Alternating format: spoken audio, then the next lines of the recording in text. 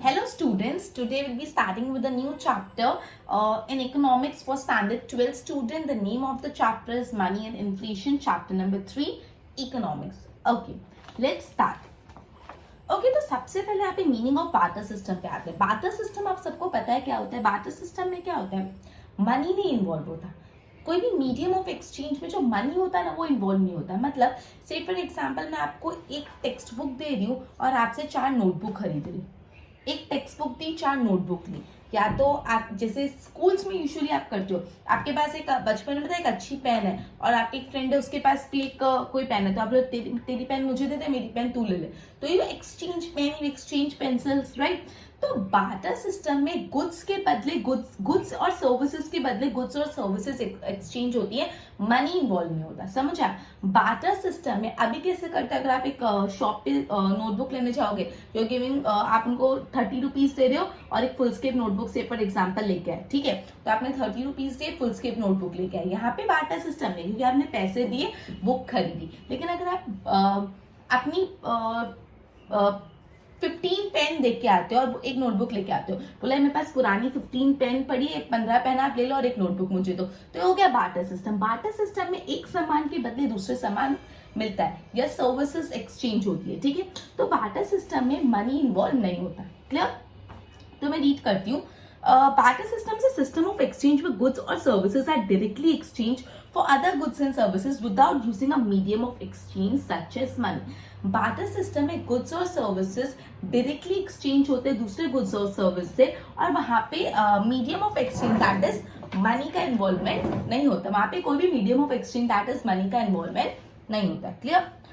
अब barter system की limitations पढ़ते हैं. बार्टर सिस्टम क्यों अच्छा नहीं है, बार्टर सिस्टम की क्या लिमिटेशन है, ठीक है. तो ओके, तो लिमिटेशन 3 लिमिटेशन है. वो 3 लिमिटेशन पढ़ने से पहले उसका इंट्रोडक्शन पढ़ रही हूँ. In the earlier years individual lived a very simple village life and had less needs and carried out agriculture exchange. Okay, तो बोला है कि पुराने जमाने में लोग बहुत सिंपल टाइप की जिंदगी जीते थे. उनकी बहुत ज्यादा जरूरतें नहीं होती थी जैसे अभी आजकल अपने हाईफाई मोबाइल फोन, हाईफाई घर, कैफेज में जाना, लाविश वेडिंग्स और लाविश वेकेशंस, ठीक है. तो आजकल की लाइफस्टाइल बहुत लाविश हो गई, लेकिन पुराने जमाने में एंशिएंट टाइम में लोग बहुत सिंपल लाइफ जीते थे.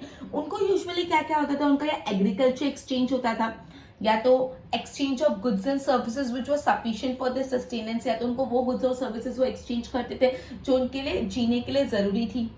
फॉर एग्जाम्पल, जैसे a farmer cultivating wheat would store the required stock and would exchange the remaining wheat to get rice. एक फार्मर ने व्हीट प्रोड्यूस किया, वो व्हीट जितना उसको खाना है वो उतना अपने आप पे स्टोर कर देगा, मतलब जितना उसकी फैमिली की नीड है.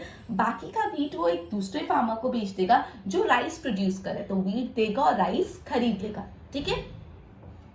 राइस लेगा, या तो जो क्लोथ्स बनाता है उसको वीट दे के क्लोथ्स खरीद लेगा, या जो शूज बनाता है उसको वीट दे के शूज खरीद लेगा. मतलब वो वीट का प्रोडक्शन करके खुद के लिए स्टोर करने के बाद बाकी का जो भी वीट है वो कहीं और एक्सचेंज करके उसको जो भी चीज चाहिए वो लेके आएगा. उसको उस राइस चाहिए, क्लोथ्स चाहिए, शूज चाहिए, जो भी चाहिए वो सामने से उसका एक्सचेंज करेगा, ठीक है. Similarly the shoe maker would get cloth and food. अब ओबीसी से फॉर एग्जांपल एक फार्मर है जिसने वीट बनाया, ठीक है. वो फार्मर ने एक शू मेकर के पास गया, उसको वीट दिया और अपना शूज उसने उसको ट्रांसफर कर दिया, ठीक है. अब शू मेकर के पास क्या आ गया, शू मेकर के पास भी वीट आ गया, ठीक है.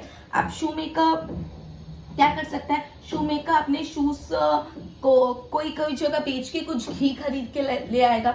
सो in this way barter system work की, आप जो भी चीज प्रोड्यूस कर रहे हो, आपके पास जो भी चीज है वो आप किसी और से एक्सचेंज करो, आपको जो चाहिए वो उससे ले लो, ठीक है. Teachers used to get food in exchange of knowledge. Teachers जो होते थे अपना नॉलेज दे के सामने से उनको फूड मिलता था एक्सचेंज में.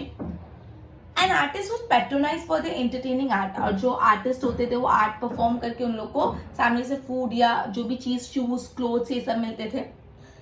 लेकिन increasing population and social economic development resulted in increase and change in the demand. लेकिन जैसे ही पॉपुलेशन बढ़ी, सोशल इकोनॉमिक डेवलपमेंट हुआ, जैसे ही पॉपुलेशन बढ़ने लगी, सोसाइटी और इकोनॉमिक डेवलपमेंट होने लग गया, it resulted in increase and change in the demand. इससे डिमांड बढ़ गई.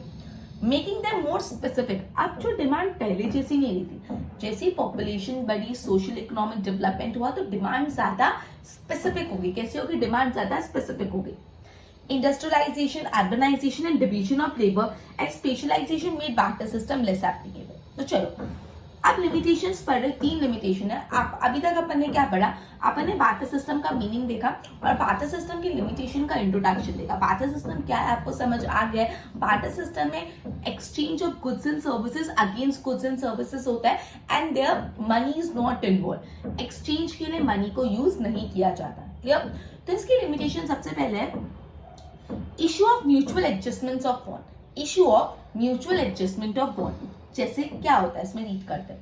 With social economic development, the need of human being increase and so the economic structure which was simpler in earlier time became complicated. Okay, तो जैसे social economic development हुआ, जैसे society में development हुआ, जैसे इकोनॉमिक डेवलपमेंट हुआ, तो human being की नीड्स जो पहले बहुत लिमिटेड थी, वो ह्यूमन बीइंग की नीड्स बहुत ज्यादा बढ़ने लगी। और ये इकोनॉमिक स्ट्रक्चर में चेंज होने के कारण पहले इकोनॉमिक स्ट्रक्चर बहुत सिंपल था, लेकिन अब इकोनॉमिक स्ट्रक्चर कैसा हो गया? थोड़ा कॉम्प्लिकेटेड हो गया। Now those who had rise to exchange for we did not want wheat but want clothes in the barter system. अब इसमें क्या हुआ? से फॉर एग्जांपल मैंने वीट प्रोड्यूस किया और मैं इंसान के पास जा रहा हूँ, उसके पास राइस है, मेरे को राइस चाहिए, तो मैं जिसके पास राइस है उसके पास गया, मैंने कहा ये लो मेरे से वीट ले लो, मुझे राइस है। तो अब जिसके पास राइस है वो बोला मुझे तो वीट चाहिए ही नहीं, मुझे तो कुछ और चाहिए, तो मैं तेरे को मेरे राइस नहीं दूंगा, मेरे को तो क्लोथ्स चाहिए। तो मैं तो कोई उस इंसान के पास जाऊंगा जो मुझे क्लोथ्स दे, वो उस इंसान के पास गया जिसको वो क्लोथ दे। अब जिसके पास क्लोथ है वो बोले मेरे को तो राइस चाहिए ही नहीं, मेरे को तो शूज चाहिए। ठीक है, तो यहाँ पे ये तकलीफ आती है कि अगर एक इंसान वीट प्रोड्यूस कर रहा है और उसको राइस चाहिए, तो अगर वो उस इंसान के पास जा रहा है जिसके पास राइस है, लेकिन उस इंसान को अगर वीट चाहिए ही नहीं होगा, तो उसका क्या फायदा? ठीक है, तो देखो, now those who had tries to exchange for wheat did not need wheat but need clothes and the barter system। जो मैंने आपको बताया कि जिसके पास राइस है उसको wheat नहीं चाहिए एक्सचेंज में, उसको क्लोथ चाहिए। When on the other hand who had cloth did not want rice, जैसे मैंने बताया जिसके पास क्लोथ है उसको राइस नहीं चाहिए एक्सचेंज में, but wanted ghee in exchange for their clothes।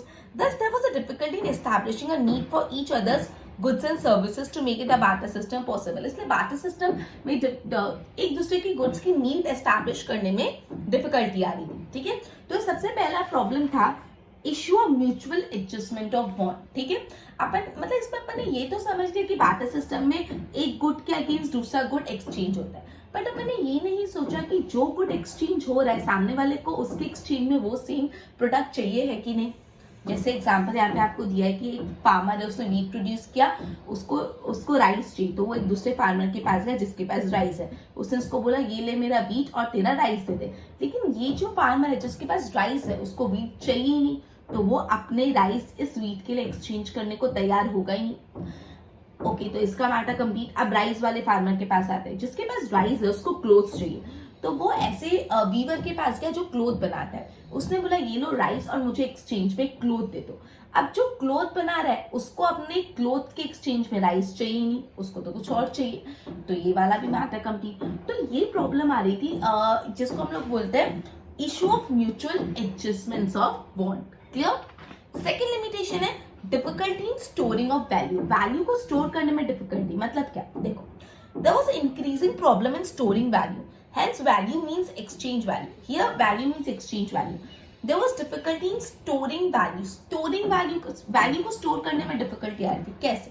देखो, a farmer may exchange wheat for a pair of shoes or clothes, but when productivity rises he or she produces more wheat and then arises a problem of storing surplus wheat। मतलब बोला एक farmer ने wheat का production किया और वो wheat के production जितना उसको चाहिए उतना अपने पास रखा और बाकी का बेच के उसने से फॉर एग्जांपल शूज या उसको क्लोथ्स या राइस जो भी चाहिए थे वो बार्टर सिस्टम में एक्वायर कर लिया। लेकिन से फॉर एग्जांपल अगर फार्मर ने इस बार वो सरप्लस वीट का प्रोडक्शन कर लिया, अभी जो एक्सेस वीट है वो स्टोर कहाँ पे रखे? आजकल तो बड़े बड़े गोडाउन्स और वेयर हाउसेस है, तब के जमाने में नहीं होते थे ना, तो जो एक्स्ट्रा सरप्लस वीट है उसको वो स्टोर कहाँ पे करे? If wheat can be stored for a longer period of the time, then at the future date such stock of wheat can be exchanged for a new pair of shoes। अगर ये wheat को हम store कर सकते तो क्या करेंगे, इसको अगर ये रख सकते तो जब फ्यूचर में दूसरे पेयर ऑफ शूज है, दूसरे कपड़ों की या दूसरा और कोई भी चीज की नीड पड़ी तो आज जो स्टोर किया हुआ है वीट उसको हम यूज कर सकते हैं, जैसे हम मनी को यूज करते हैं। अगर आज आपके पास 5000 रुपीज है तो अगर आपको आज 5000 की नहीं है, व्हाट विल डू, अगर आपको 2000 की नहीं है, 2000 यूज करके 3000 सेव करोगे ना, नेक्स्ट टाइम जब नीड होगी तब आप उसको यूज करोगे, राइट। तो उसी तरह अगर यहाँ पे फार्मर वीट को स्टोर कर पाता तो ये वीट को फ्यूचर में यूज करता, बट प्रॉब्लम ये है कि स्टोर करे कहाँ पे, ठीक है। But the question arises how to store wheat, wheat को स्टोर कैसे करें। When an individual produces on a large scale through one's own effort, he or she had to exchange his produce instantly for other goods and services. It was otherwise difficult to store the surplus good or store the exchange value of these goods. तो यहाँ पे यही बोला है कि अगर किसी ने भी कुछ एक्स्ट्रा प्रोडक्शन कर लिया तो उसको इंस्टेंटली इमीडिएटली बेचना पड़ता था कोई भी और चीज के बदले, मतलब से for example clothes, shoes, rice, milk, ghee और एनीथिंग, ठीक है, वरना उसकी स्टोर करने की प्रॉब्लम आती थी। तो डिफिकल्ट सो सेकंड जो लिमिटेशन है बार्टर सिस्टम की वो है difficulty in store of value. पहला लिमिटेशन क्या था बार्टर सिस्टम का, पहला लिमिटेशन था issue of mutual adjustment of want, जिसमें अपन ने क्या पढ़ा था कि जिसको राइस जो भी जिसके पास राइस है उसको एक्सचेंज में वीट नहीं चाहिए, जिसके पास क्लोथ है उसको एक्सचेंज में राइस नहीं चाहिए, मतलब दो लोगों के पास जो चीज है उसको म्यूचुअली एक्सचेंज कैसे करे वो डिफिकल्टी हो रही थी। और दूसरा difficulty in store of value. तीसरा problem of measurement of value, value को मेजर करना डिफिकल्ट हो रहा था। कैसे, मैं एक बार समझा देती हूँ।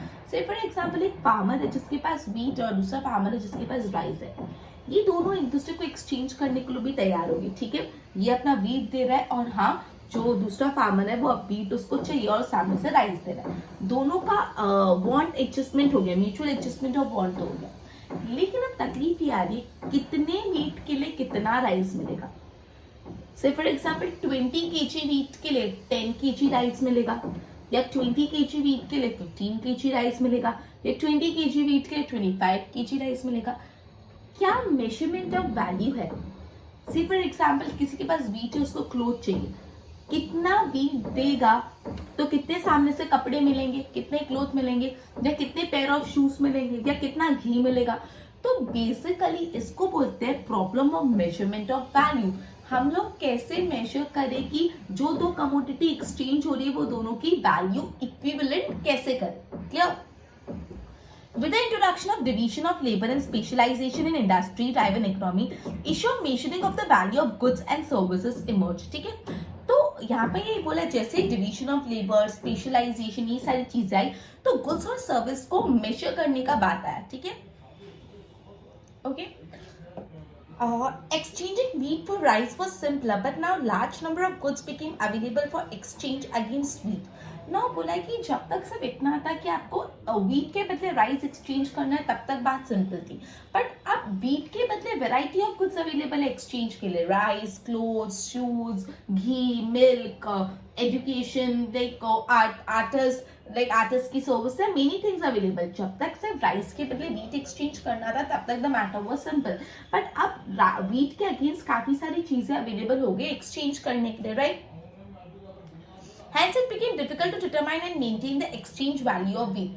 तो अब ये समझना, अब ये डिटरमाइन करना कि वीट की एक्सचेंज वैल्यू क्या है वो डिफिकल्ट हो गया कि कितने वीट को हम कितनी क्वांटिटी ऑफ वीट को हम एक्सचेंज करेंगे कोई भी पर्टिकुलर चीज से। तो वीट की एक्सचेंज वैल्यू डिटरमाइन करना थोड़ा मुश्किल हो गया, right. If 20 kg wheat is equal to 40 kg rice or 10 meter textile and 1 kg ghee in modern structure, the question of measurement arises as how much textile can be exchanged for 1 kg of ghee और how much rice can exchange for 1 kg of ghee। मतलब यही बात बोली कि suppose 1 kg घी पे कितना rice मिलेगा, या 1 kg घी में कितना वीट मिलेगा, या 1 kg वीट में कितना राइस मिलेगा, vice versa, any permutation combination. मतलब अब ये बात अराइज हुई कि जो भी आप प्रोडक्ट एक्सचेंज कर रहे हो उसकी एक्सचेंज वैल्यू क्या है। ओके, तो it became difficult to determine such measure, hence arose a need for a universal acceptance measuring rod. Okay. तो बेसिकली ये थी लिमिटेशन ऑफ बार्टर सिस्टम. अपन ने बार्टर सिस्टम पढ़ा. बार्टर सिस्टम में क्या होता है? एक्सचेंज ऑफ गुड्स और सर्विसेज होता है against goods and services and without the use of money. Money यहाँ पे कहीं भी इन्वॉल्व नहीं होता. ठीक है. तो उसका पूरा इंट्रोडक्ट अपन ने लिमिटेशंस ऑफ बार्टर सिस्टम 3 पढ़ी. पहला था issue of mutual adjustment of bond. Okay. Second one was difficulty in storing value and third one was problem of measurement of value. ठीक है. फर्स्ट क्या था? Issue of mutual adjustment of bonds. Second difficulty in store of value and fifth problem of measurement of value. Okay. अब next topic पे जाते हैं अपन. Origin and development of the concept of money. Money का concept कैसे originate हुआ, कैसे develop हुआ. ओके. मतलब इन शॉर्ट मनी का इवोल्यूशन, मनी का इन्वेंशन हुआ कैसे. तो देखो, in order to satisfy the procedure of exchange and to introduce a universally acceptable medium which satisfy the store of value function and a barter system, animal were used as a medium of exchange in India. Okay. तो barter system की limitation remove करने के लिए अब animals को use करा जाने लगा as a medium of exchange. Barter system की जो भी लिमिटेशन थी, स्टोर की, मेजरमेंट की, म्यूचुअल एक्सचेंज ऑफ डिमांड की, म्यूचुअल एक्सचेंज ऑफ बॉन्ड की, वो सारी लिमिटेशंस को हटाने के लिए अभी एनिमल्स को यूज करा जाने लगा as a medium of exchange. Clear. Agriculture being the major sector of the economy, there was large production of crop of which the required stock was stored and rest of the crop was sold to buy animal. मतलब agriculture main occupation था तब लोगों का. तो लोग अपने यहाँ पे अपने फील्ड में प्रोडक्शन करते थे और जितना भी क्रॉप उन्होंने प्रोड्यूस किया, जितना उनको घर के लिए चाहिए, जितना फैमिली नीड सेटिस्फाई करने के लिए चाहिए उतना वो रखते थे और बाकी का जो भी क्रॉप था वो बेच देते थे. एंड टू बाय एनिमल, वो बेच के क्या खरीद लेते थे? एनिमल्स खरीद लेते थे. ठीक है. When required, the animal could be sold to get goods, services or even the crop in return. अब जब उनको कोई भी चीज की जरूरत पड़ती, सपोज अब उनको कोई कपड़ों की जरूरत है तो एनिमल्स को बेच के कपड़े ले लेंगे, या कोई और क्रॉप की जरूरत है तो एनिमल को बेच के क्रॉप ले लेंगे, या कोई भी चीज की जरूरत है तो एनिमल को बेच के ले लेंगे. तो एनिमल को as a medium of exchange use करा जाने लगा. Clear. In this way, animal like horse, cow, buffalo were used as a medium of exchange. Clear? तो आपको 2 मार्क के लिए पूछ सकते हैं how animals were used as a medium of exchange. तो यहाँ पे बोला है जो एग्रीकल्चर ने एंशिएंट टाइम में मेन ऑक्यूपेशन था. ठीक है. जो people used to cultivate crop, large का क्रॉप कल्टिवेट करते थे, जितना उनको चाहिए था उतना अपने यूज के लिए रखते थे और बाकी का जो क्रॉप था वो बेच देते थे और बेच के क्या खरीदते थे? एनिमल्स बाय करते थे. अब ये जब भी उनको कोई भी चीज की नीड पड़ती थी, से for example cloth, ghee, crops या एनी अदर थिंग, वही एनिमल को बेच के अपनी नीड की चीज अक्वायर कर लेते थे. इस तरह काउ, बफेलो, ये सारे एनिमल्स को as a medium of exchange use करा जाने लगा. Clear. Now the use of animal as a standard measure and a common medium of trade also became a limitation and caused difficulty. अब ऐसा नहीं सब कुछ ठीक हो गया, नहीं. अब use of animal as a medium of exchange, इसमें भी काफी परेशानियां आने लगी, इसके भी काफी लिमिटेशंस थी. क्या? Animal are mortal, they get sick and die. Mortal मतलब एक एज के बाद वो लोग डेथ हो जाती है, वो बीमार पड़ जाते हैं. वो इमॉर्टल नहीं, मतलब अमर नहीं है कि कभी मरने ही नहीं वाले या हमेशा वैसे के वैसे रहेंगे. नहीं, दे आर मॉर्टल. जैसी थोड़ी एज होगी वो बीमार होने लगेंगे या तो उनकी डेथ हो जाएगी या एक्सटर्नल फैक्टर से वो इफेक्ट होंगे. तो एनिमल इमॉर्टल नहीं होते. एनिमल कैसे होते हैं? मॉर्टल होते हैं. तो they get affected by different factor, they get sick, they die. And therefore the storage of wealth in form of animal was not advisable. तो इसलिए एनिमल को as a store of value, as a store of wealth मानना जाना advisable नहीं रखा. Thus valuable mineral stones were used instead of animal. अब animal के बदले क्या यूज कराने जाने लगा as a medium of exchange. तो मिनरल, स्टोन, कुछ वैल्यूएबल मिनरल्स हो गए, स्टोन्स हो गए, सबको यूज किया जाने लगा. एनिमल के बाद क्या यूज करा जाने लगा? Minerals and some stone. अगर आपको पूछे क्यों एनिमल को as a store of value use करना एडवाइसेबल नहीं था, क्योंकि एनिमल्स इमॉर्टल नहीं होते. Animals are mortal, they die, they became sick. Right. Okay. At the onset of imperialism, the use of coins started. फिर धीरे धीरे सिक्कों का यूज चालू हुआ, कॉइन्स का use as a means of trade and exchange. The only limitation was that these were used in a limited sections in society. ये coins का यूज बहुत कम सेक्शन ऑफ सोसाइटी में ही अभी तक प्रेवलेंट था. Clear. Democracy and industrialization inspired the need for the modern money as a measure of exchange. जैसे democracy आया, industrialisation आया, तो इन सब चीजों से आज जो मॉडर्न मनी हम यूज करते हैं वो इमर्ज हुआ. By the support of central government and the money became widely acceptable as a means of exchange of goods and services. Central government की मदद से सेंट्रल गवर्नमेंट ने मनी को as a medium of exchange लागू करवाया compulsory, ठीक है। Money was consider या money was use as a medium of exchange, और सेंट्रल गवर्नमेंट की मदद से money was consider as a standard measure for exchange of goods and services. Money also succeeded in overcoming the limitation of storage of value for money, मतलब जो भी अलग अलग limitation थी वो सारी लिमिटेशन मनी से ओवरकम हो गई। क्लियर?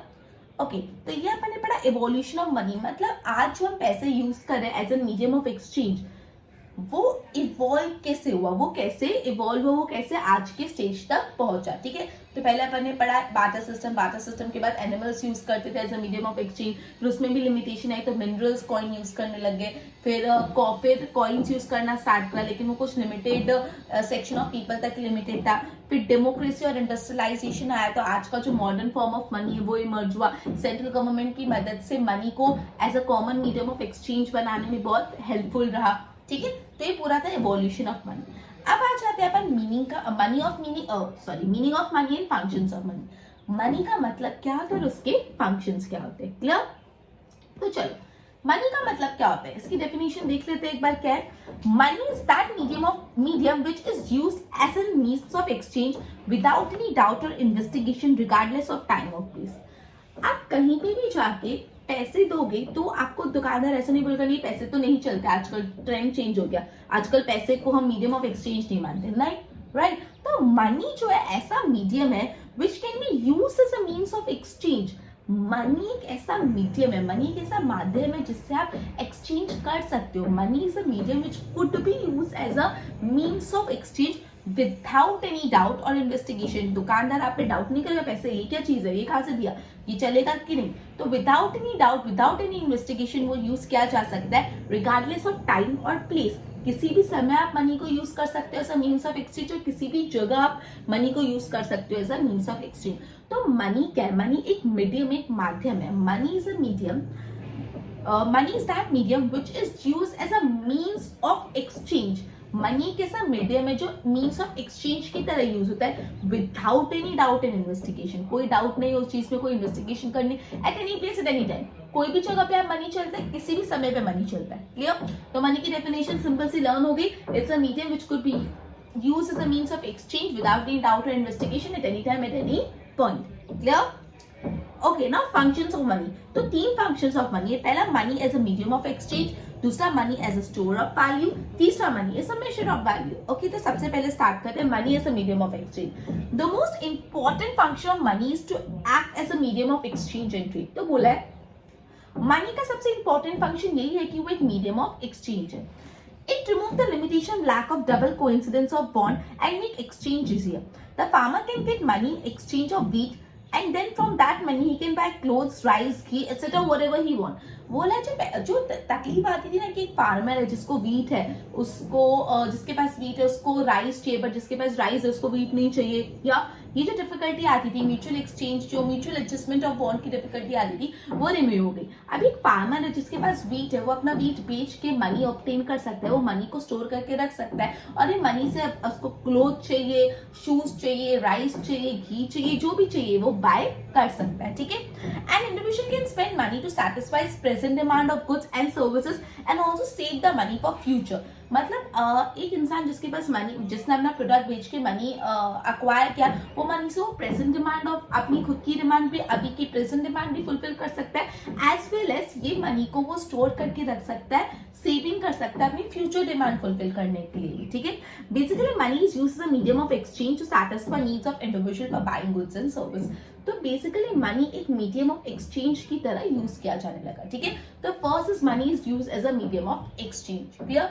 तो यहाँ पे यही बात बोली, जो सबसे इंपॉर्टेंट फंक्शन है मनी का वो ये है कि money as a medium of exchange use होता है, clear?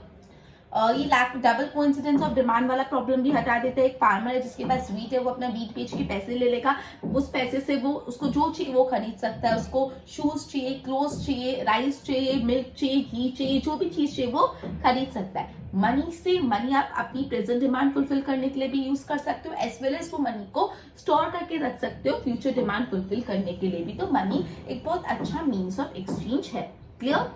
Second function, money is a store of value. अब बार्टर सिस्टम में ये प्रॉब्लम थी कि एक फार्मर है जिसने वीट प्रोड्यूस किया, तो वो वीट अगर एक्स्ट्रा प्रोड्यूस हो गया तो उसको स्टोर कहाँ पे करें।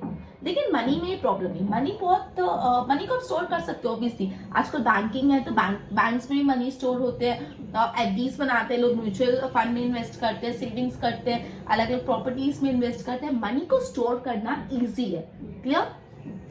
Another function of money is a store of value. If a person produce goods and service in exchange of other goods and services, but saving well for future needs of goods and services was difficult before the use of money as a means of exchange. यही बात बोले कि पहले जब तक money as a means of exchange नहीं आया था, उससे पहले जो भी आपने चीज एक्सचेंज की उसको स्टोर करके रखना बहुत डिफिकल्ट हो जाता था। एनिमल्स और mortar and long term saving of value was not possible. अब पहले बार्टर सिस्टम के बाद एनिमल आया, तो एनिमल भी मॉर्टल होते हैं, उनको भी कितने टाइम तक आप स्टोर करके रख सकते हो। This make money the most successful means of storage of value in terms of time. इसलिए जो मनी है वो सबसे बेस्ट मीन्स है कि आप उसको स्टोर करके रख सकते हो, इसका स्टोर ऑफ वैल्यू हो सकता है। ठीक है, it is easy to have money as a storage of value. It became possible to get money in exchange of crop and save the money for future needs. वही बोला है कि आप अपने क्रॉप को बेच के मनी आपके पास आ सकते हो, मनी को स्टोर कर सकते हो और अपने फ्यूचर नीड सेटिस्फाई कर सकते हो। तो money as a store of value use होने लगा। Another advantage of using money was that it could be used as a standard of deferred payment. Deferred payment आपको पता है जिसको हम हायर परचेज पे बोलते हैं, क्रेडिट सिस्टम पे बोलते हैं कि आज आपने किसी को माल बेचा और उसने आपको बोला मैं आपको 10 days बाद पेमेंट दूंगा, तो क्रेडिट सिस्टम डिफर्ड पेमेंट या आधा आधा करके पेमेंट दूंगा। तो this characteristic of money became important for entire system, credit, hire purchase, instalment purchase, ये सारे जितने भी टाइप के डिफर्ड पेमेंट है वो मनी के कारण ही ओरिजिनेट हुए। क्लियर? अब है money as a measure of value. Okay, तो पहले डिफिकल्टी आती थी कि से फॉर एग्जाम्पल वीट को एक्सचेंज करना है राइस के लिए या घी के लिए या क्लोथ के लिए, तो वीट की एक्सचेंज वैल्यू क्या है, वीट की एक्सचेंज वैल्यू डिटरमाइन करना डिफिकल्ट हो जाता था। ये प्रॉब्लम भी मनी ने सॉल्व कर दी, राइट? तो money plays an important role as a measure of value. In barter system, it was difficult to remember the exchange rate and the value of each of the goods or service for 20 kg of wheat equal to how much kg of rice. ठीक है, barter system में ये problem थी, 20 kilo wheat is equal to how much kilo of rice, right? या is equal to how much metre of cloth, या कितने metre कपड़े जितना है, और equal to how much kg of ghee. तो ये सब मेजर करना डिफिकल्ट हो जाता था। While on the other hand, money makes this easier, allowing the value of different goods and services to be compared and assessed against each other. लेकिन money से ये प्रॉब्लम नहीं सॉल्व होगी। मनी से आपको पता चल जाएगा कि आपको जो भी प्रोडक्ट है उसकी वैल्यू कितनी। अगर आपको ये मार्कर चाहिए, फॉर एग्जाम्पल 25 रुपीज का मार्कर है, तो इसके लिए मुझे कितने रुपए देने, 25 रुपीज, और ये खरीद लूंगी। तो यहाँ पे मार्कर की वैल्यू कितनी, 25 रुपीज। ठीक है, इसको मेजर करना इजी है। Just a minute. हाँ, money implies a price system allowing the measure of price of each goods and services. Her goods and services की price determine होगी, which can be compared to each other. It also allow faster decision making and exchange. Obviously, अगर आपको एक product की price पता है तो आप उसको फास्टर डिसाइड कर सकते हैं कि आपको खरीदना है कि नहीं खरीदना। ठीक है, तो money as a measure of value. तो 3 फंक्शंस थे मनी के। पहली मनी की डेफिनेशन और फंक्शन से पूरा आंसर इंपॉर्टेंट है। Define money and explain its function. So money, it is a medium which is used as a means of exchange without any doubt or investigation regardless of time and place. 3 function as a measure of value, as a medium of exchange, as a store of value and as a measure of value. Clear? तो तीनों function बहुत ही ज्यादा important है। Okay, उसके बाद अपना next topic है type of money, right? Okay, so since the time of barter system, animals or precious stone were used as a means of exchange. Therefore, metal coin came into existence, which were followed by the government-regulated note. मतलब पहले animals use करते थे, फिर minerals, precious stone use करते थे, फिर metal के coins बनने लगे, उसके बाद government के notes आने लगे, government-regulated notes आने लगे. This was succeeded by banking system. उसके बाद banking system, credit system, e-banking, अब तो सब online transfer होता है, e-banking. The type of money are okay, तो कितने टाइप की मनी? 6 टाइप की मनी आपको पता है। पहला है कमोडिटी मनी, दूसरा है एनिमल मनी। कमोडिटी मनी मतलब क्या होता है? जैसे जो बार्टर सिस्टम होता है कि एक चीज के बदले दूसरी कमोडिटी एक्सचेंज करना, कमोडिटी मनी। उसके बाद मिनरल्स, एनिमल्स को यूज करा जाने लगा तो एनिमल मनी, फिर मेटल मनी, फिर पेपर मनी, फिर प्लास्टिक मनी, फिर बैंकिंग मनी। ओके, तो बेसिकली 6 टाइप की मनी है।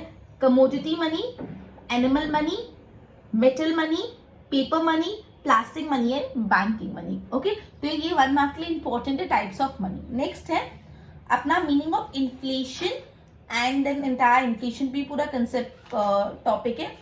ओके, तो ये जो टॉपिक है अपन नेक्स्ट लेक्चर में लेंगे और नेक्स्ट लेक्चर में चैप्टर को कंप्लीट कर लेंगे। तो आज अपन ने मनी एंड इन्फ्लेशन का चैप्टर चालू किया, अपन ने बार्टर सिस्टम क्या होता है वो पढ़ा, अपन ने ये भी समझा कि बार्टर सिस्टम की लिमिटेशन क्या है, फिर अपन ने ये पढ़ा कि मनी जो आज हम यूज कर रहे हैं वो कैसे ओरिजिनेट हुआ, कैसे इवॉल्व हुआ, फिर अपन ने मनी की डेफिनेशन देखी और मनी के फंक्शंस देखे। Then we have studied about the types of money, 6 type के मनी होते हैं वो भी अपन ने समझा। नेक्स्ट टॉपिक जो इन्फ्लेशन है वो अपन नेक्स्ट लेक्चर में करेंगे। Till then good bye.